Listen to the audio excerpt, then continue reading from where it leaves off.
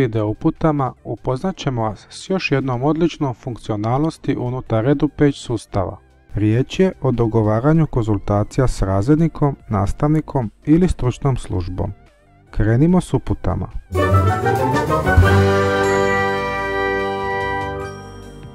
S naslovne stranice potražite u lijevom izborniku sekciju Komunikacija, Parent Teacher Meetings. Pred vama je sad kalendar s prikazom svih dostupnih termina. Termini s ikonom videokamere su online termini koji će se organizirati putem Zooma.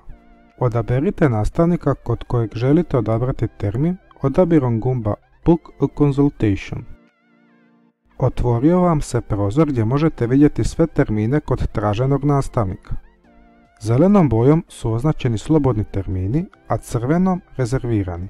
Plavom oni koje je nastavnik rezervirao za vas, a žutom i ljubičastom oni koji su trenutno u fazi privremenog rezerviranja, odnosno nisu još potvrđeni.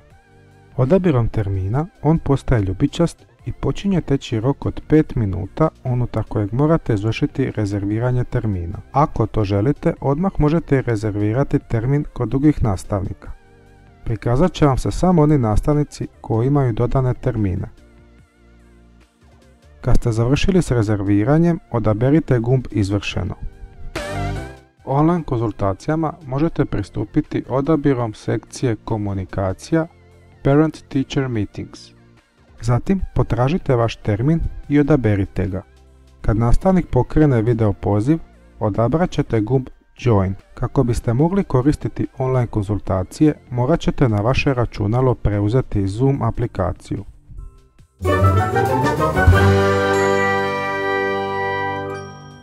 Zakazati konzultacije preko mobitela je još jednostavnije. S naslovne stranice potražite Registration, Parent Teacher Meetings. Pronađite nastavnika kod kojeg želite ugovoriti termin i odaberite gumb Book. Od ponuđenih termina odaberite jedan koji vam odgovara, te ga zatim potvrdite gumbom Izvršeno. I to je to. Nastavnik je dobio obavijest o vašem terminu. Ako želite pristupiti online konzultacijama, onda morate na mobitel instalirati Zoom, a sastanku pristupate odabirom Registration, Parent Teacher Meetings. Time smo došli do kraja ovih video uputa.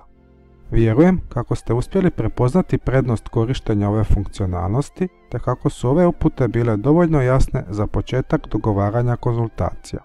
Sretno!